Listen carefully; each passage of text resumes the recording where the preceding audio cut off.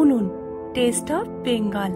আমি পায়েল সরকার আজ আপনাদের রান্না করে দেখাবো কলকাতার গোলবাড়ি স্টাইলে মটন কষা।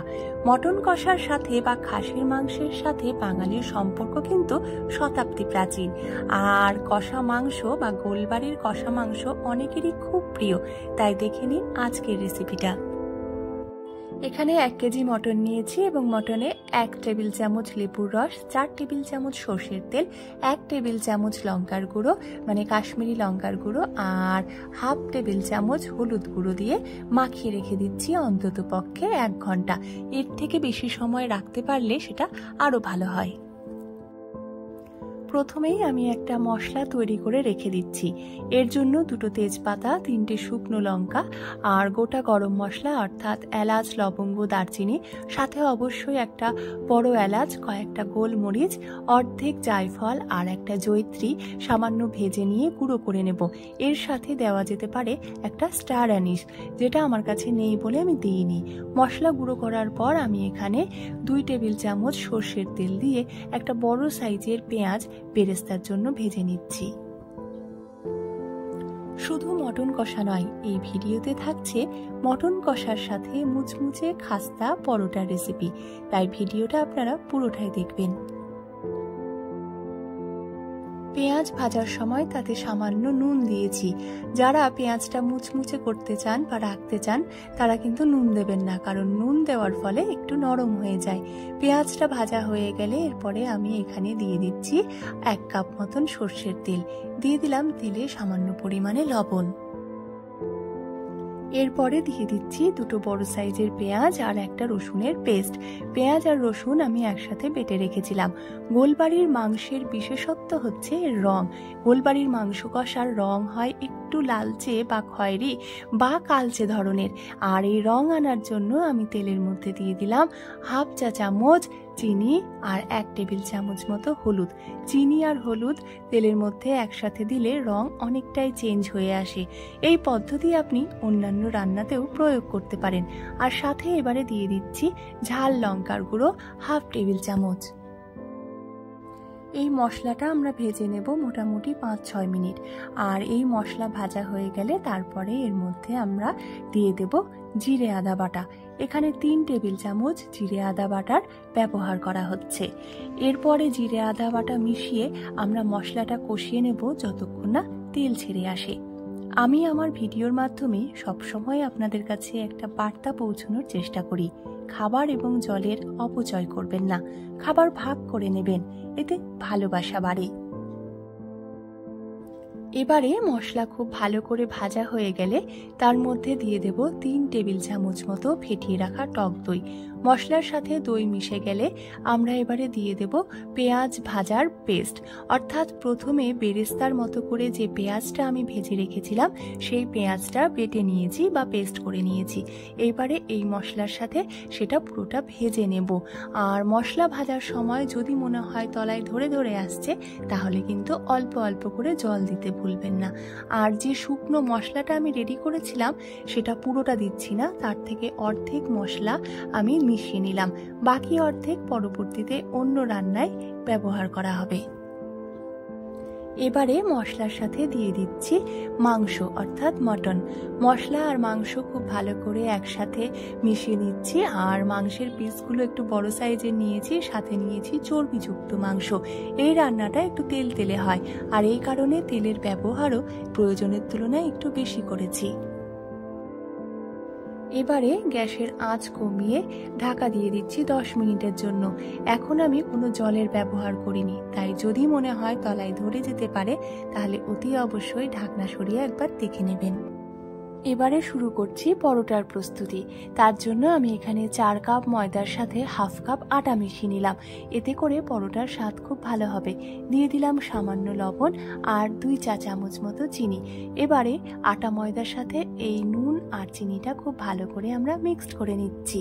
পরোটা কিন্তু মুচমুচে আর খাস্তা হবে। আর আমি যেভাবে রান্না করছি বা তৈরি করছি এইভাবে আপনি একদিন পরোটা বানিয়ে দেখবেন, দেখবেন খুব ভালো লাগছে। আর এরপরে আমি দিয়ে দিলাম দিলাম হাফ কাপ মতন রিফাইন তেল। এবারে ময়ামটা খুব ভালো করে আটা ময়দার সাথে আমরা মিশিয়ে নিচ্ছি। দেখবেন মেশাতে মেশাতে যখন এরকম একটা দলা মতন তৈরি হবে তখন জানবেন যে ময়ামের সাথে খুব ভালো করে আটা ময়দাটা মিশে গেছে। দিয়ে দিচ্ছি প্রয়োজন মতো জল। একেবারে অনেকটা জল দেব না, অল্প অল্প করে জল দিয়ে আমি ময়দাটা মাখিয়ে রেখে দিচ্ছি। অনেকে এই সময় উষ্ণ জল ব্যবহার করে থাকেন, আমি নর্মাল জলই দিয়েছি। ময়দা মাখানো হয়ে গেলে এইভাবে রেখে দেবো কম করে 15 মিনিট। এবার দেখে নিই যে মটনটা কোন পর্যায়ে আছে। ময়দা মাখাতে মাখাতে আপনাদের সামনে দেখানো হয়নি, আমি 10 মিনিট পরে ঢাকনা সরিয়ে একবার নাড়িয়ে দিয়েছিলাম এবং তারপরে আরও 10 মিনিটের জন্য ঢাকা দিয়ে দিয়েছিলাম। আমার যদিও ওই সময়ে জল দেওয়ার প্রয়োজন হয়নি, তাই টোটাল 20 মিনিট কষানোর পর আমি এবারে এখানে 1 কাপ মতন জল দিয়ে দিলাম। আর আঁচ কমানোই থাকছে, আরও 10 মিনিটের জন্য আমি ঢাকা দিয়ে দিয়েছিলাম। 10 মিনিট পরে ঢাকনা সরিয়ে দিলাম। আর এই রান্নাটা করতে কিন্তু 1 ঘন্টারও বেশি সময় লাগবে, কারণ মটন সেদ্ধ হতে সময় লাগে। যেহেতু প্রেসার কুকার ব্যবহার হবে না, তাই এইভাবেই আমরা 1 ঘন্টা ধরে রান্নাটা করব। এবারে যেটা দিচ্ছি সেটাই হচ্ছে গোলবাড়ির মাংসের রঙের আসল রহস্য। দিয়ে দিলাম চিনি ছাড়া হাফ কাপ লিকার চা, হাফ কাপ, কারণ এখানে কাপের সাইজটা বড় ছিল। যদি নর্মাল কাপের সাইজ হয় তাহলে ফুল কাপ লিকার চা, চিনি ছাড়া লিকার চা দিয়ে দেবেন রান্নার মধ্যে। তারপরে এইভাবে 10 মিনিটের জন্য ঢাকা রেখে দেবেন। এবারে আমি পরোটাগুলো বেলে নিচ্ছি। পরোটা বেলার সময় অনেকেই কিন্তু তেল দিয়ে বেলে থাকেন। আমি তেল দিয়ে পরোটা বেলি না, আমি সামান্য আটা বা ময়দা হাতের কাছে যাই থাকুক না কেন সেটা দিয়ে পরোটাটা বেলে নিই। এতে করে পরোটাটা খেতে বেশি সুস্বাদু হয় এবং খাস্তা হয়। প্রথমে রুটির মতন করে আমরা বেলে নিচ্ছি, মানে লেচি কেটে নিয়েছিলাম, তারপরে সেটা রুটির মতন করে বেলে নিচ্ছি। আর পরোটা মানেই কিন্তু আমাদের সামনে যে ছবিটা ভেসে আসে সেটা একটা 3 কোণা চিত্র, তাই আমি গোল পরোটা না করে এরকম 3 কোণা পরোটাই করছি। পরোটা যদি গোল আকৃতির ভাজতাম তাহলে কিন্তু রুটিটা বেশি পাতলা করতাম না, একটু মোটা করে ভাজতাম। কিন্তু যেহেতু 3 কোণা আকৃতির পরোটা আমি ভাজবো, তাই রুটিটা পাতলা করে বেলে নিয়ে দুটো ভাঁজ করে এইভাবে 3 কোণা আকৃতির পরোটা আমি বানিয়ে নিচ্ছি। পরোটা বেশ কয়েকটা বেলে নিয়েছি। এবারে দেখে নিই মাংসটা কোন পর্যায়ে আছে। বোঝাই যাচ্ছে মাংস কষানো হয়ে গেছে, খুব ভালো তেল ছেড়েছে। আঁচ কমিয়ে আমি এইভাবে মাংসটা কষিয়ে নিচ্ছি প্রায় 40 মিনিট। আর এরপরে আমি মাঝারি আঁচে এভাবে 3 কাপ জল দিয়ে মাংসটা রান্না করব আরও 30 মিনিট। যদি মাংস 30 মিনিট কষানো হয় তাহলে কিন্তু জল দেওয়ার পরে সেদ্ধ করবেন আরও 40 মিনিট, নইলে মটন খুব ভালোভাবে সেদ্ধ হবে না এবং মটনে একটা গন্ধও থেকে যেতে পারে। দেখতেই পাচ্ছি যে ঝোল শুকিয়ে এসেছে। আর যেহেতু এটা মটন কষা, তাই খুব বেশি ঝোল আমরা রাখবো না। এরকম কষা কষা যখন গ্রেভি হবে তখন জানবো যে আমাদের রান্না হয়ে গেছে। আর গ্যাস বন্ধ করে আমরা এবার দিয়ে দিলাম এর মধ্যে হাফ টেবিল চামচ মতন ঘি। ব্যাস, তাহলে কিন্তু রেডি আমাদের গোলবাড়ির স্বাদের কষা মাংসর। কালারটা দেখে বুঝতেই পারছেন যে কি সুন্দর হয়েছে। এবারে আমি 10 মিনিটের জন্য ঢাকা দিয়ে দিলাম, এতে করে তেলটা আরো ভালো ছাড়বে। ততক্ষণে আমি পরোটাগুলো ভেজে নিই।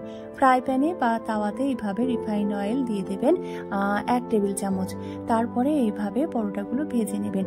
তেল কম দিলে কিন্তু খাস্তা মুচমুচে পরোটা হবে না, তাই এই পরোটা ভাজার সময় আমি তেলটা একটু বেশি করেই দিচ্ছি। ভাজার সময় আঁচ কমিয়ে দেবেন, নয়তো পরোটা পুড়ে যেতে পারে। দেখতেই পাচ্ছেন যে পরোটা কি সুন্দর ভাজা হচ্ছে আর এরকম ভাবে ফুলে যাচ্ছে। এই পরোটা খেতে খুবই সুস্বাদু হয়, একদিন আপনারাও বানিয়ে খাবেন। এইভাবে খাস্তা পরোটা আর গোলবাড়ির কষা মাংস যদি পাতে থাকে তাহলে কিন্তু আর কিচ্ছু লাগে না।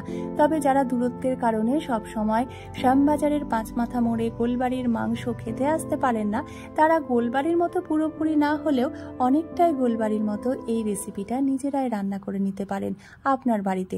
তাই ভিডিওটা আপনারা কে কোথা থেকে দেখছেন অতি অবশ্যই কমেন্ট করে জানাবেন আর ভিডিওটা শেয়ার করে নেবেন, কারণ শেয়ারিং ইজ কেয়ারিং।